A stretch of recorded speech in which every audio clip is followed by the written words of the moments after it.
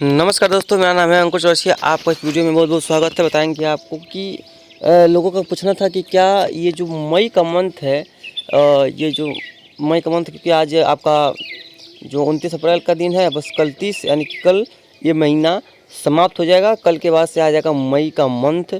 और मई के मंथ में क्या कोई चक्रवाती तूफान बनेगा, तो क्या इसकी कोई संभावना है या नहीं है?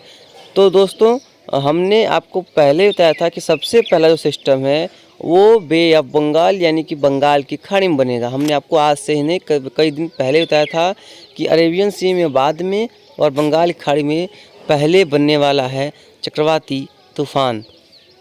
यहाँ पर ये जो है सिस्टम यहाँ पर बनेगा। ये जो है काफ़ी ज़्यादा प्रभावशाली होगा और कई इलाकों में जो है ये वर्षा के लिए जिम्मेदार भी होगा। तो क्या ये बनेगा, कि जब बनेगा तो कितना इंटेंसिफाई होगा और क्या होने वाला है, इसके बारे में भी बात जान लेते हैं।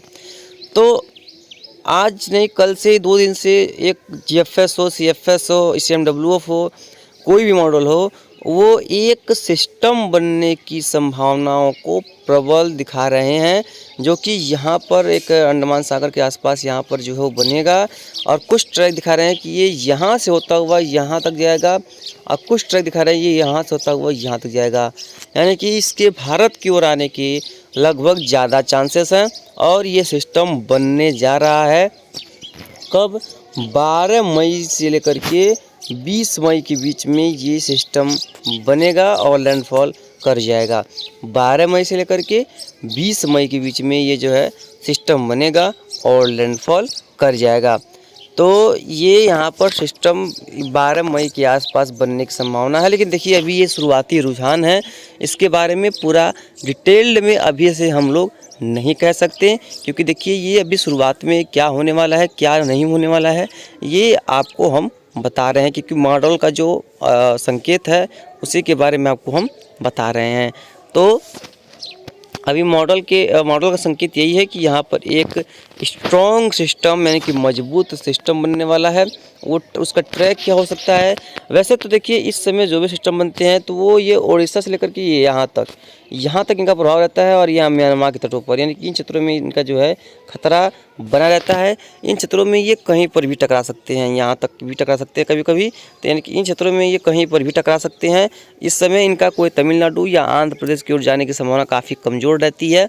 ये इन क्षेत्रों में ही जाते हैं या यहाँ से रिकवर करके ये इस तरह से इधर की तरफ मूव करते हैं। तो क्या अरेबियन सी में कोई सिस्टम बनेगा? तो नहीं, अभी अरेबियन सी में फ़िलहाल कोई सिस्टम बनने की उम्मीद नहीं है। लेकिन ऐसा नहीं कि नहीं बनेगा, बनेगा, लेकिन अभी फ़िलहाल वर्तमान में अभी कोई भी मॉडल इंडिकेट नहीं कर रहा है कि इंडिकेट इस यहाँ पर किसी प्रकार से जो है सिस्टम बनने की, किसी प्रकार की यहाँ पर कुछ मौसमी हलचल होने की अभी कोई भी सिस्टम यहाँ पर इंडिकेशन नहीं दे रहा है। तो यहाँ पर अभी फ़िलहाल कोई ख़ास बारिश की उम्मीद नहीं कर सकते हैं। और अगर आप चक्रवाती तूफान का वेट कर रहे हैं तो अभी अरेबियन सी में फ़िलहाल ना करिए। हाँ, मई का महीना जब आधा बीत जाएगा उसके बाद यहाँ पर जो है स्ट्रॉन्ग तूफान बन सकता है। किसमें? अरेबियन सी में, यानी कि अरब सागर में स्ट्रॉन्ग तूफान बन सकता है, जिसकी संभावना काफ़ी ज़्यादा मतलब की है। यानी कि काफ़ी मजबूत सिस्टम यहाँ पर अरेबियन सी में उठ सकता है, जो कि मानसूनी हवाओं को काफ़ी ज़्यादा सपोर्ट करेगा और मजबूती उनको प्रदान करेगा। ये रही यहाँ की बात की कहाँ पर कितना ज़्यादा सिस्टम बनेंगे और कितनी ज़्यादा वर्षा जो है वो देखने को मिलेगी, इसके बारे में ये रही बात। ठीक है,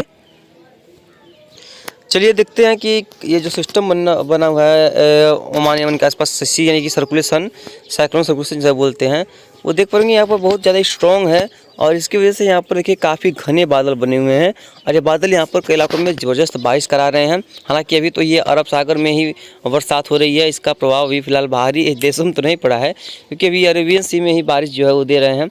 और आने वाला समय में भी देखेंगे तो ये सिस्टम जो है पश्चिम दिशा में आगे बढ़ करके ओमान तट को पार करेगा, और ओमान तट को पार करने के बाद वहाँ पर जो है वर्षा देगा। हालांकि ये कोई चक्रवाती तूफान नहीं है, ये छोटा सा सिस्टम है, जिसकी वजह से वहाँ पर जो है अच्छी खासी बारिश जो देखने को मिल सकती है और हो सकता है कि कहीं कहीं पर जल भराव जैसी गतिविधियां भी वहाँ पर पैदा हो जाएं, क्योंकि इस समय जो साइक्लोनिक सर्कुलेशन है यानी कि चक्रवाती हवाओं का क्षेत्र है वही काफ़ी स्ट्रॉन्ग हो रहा है। बाकी तो बात ही छोड़िए, तो ऐसा हो सकता है कि आपको जो है काफ़ी ज़्यादा स्ट्रॉन्ग वेदर देखने को मिले और मजबूती देखने को मिले। कई इलाकों में काफ़ी ज़बरदस्त बारिश भी देखने को मिल सकती है।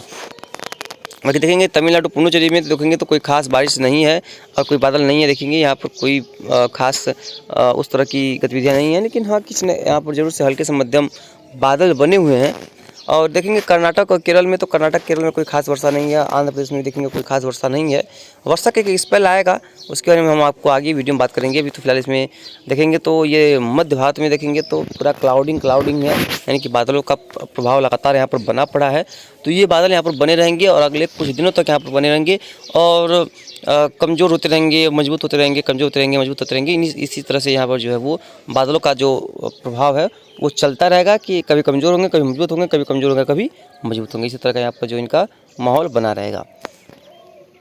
हालांकि कोई खास वर्षा की उम्मीद इनसे हम एक्सपेक्ट नहीं कर रहे हैं कि कोई खास वर्षा ये दे जाएंगे बादल, लेकिन ठीक है, कहीं कहीं पर जोर से इनका प्रभाव देखने को मिल सकता है।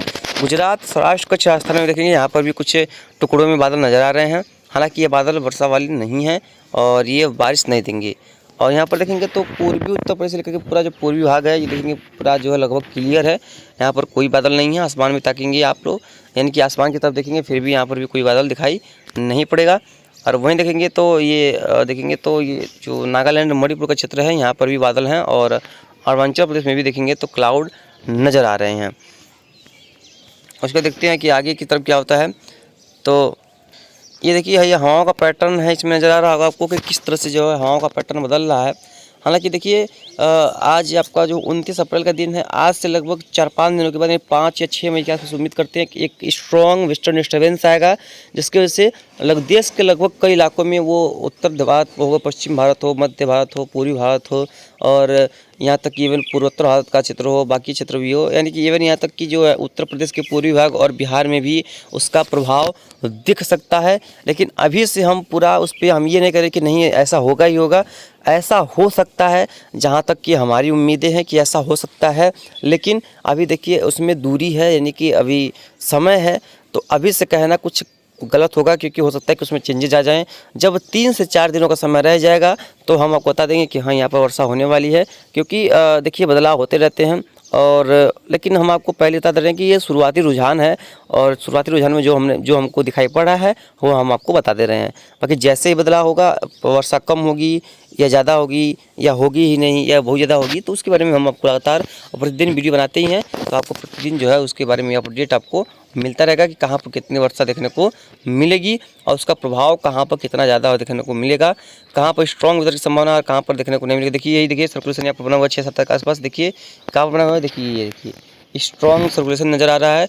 ये यहाँ पर वर्षा गतिविधियों को काफ़ी ज़्यादा इन्हेंस करेगा और कई इलाकों में जो है ज़बरदस्त वर्षा की जो है उम्मीदें कर सकते हैं। यानी कि कुल मिलाकर कह सकते हैं कि आने वाले समय में मध्य पूर्वी भारत में भी एक बार जो वर्षा गतिविधियाँ हैं वो इन्हेंस होंगी, यानी कि बढ़ेंगी और अच्छी खासी बारिश जो देख करके जाएंगी। तो फिलहाल इस बुलेटिन में यहाँ तक इतना ही।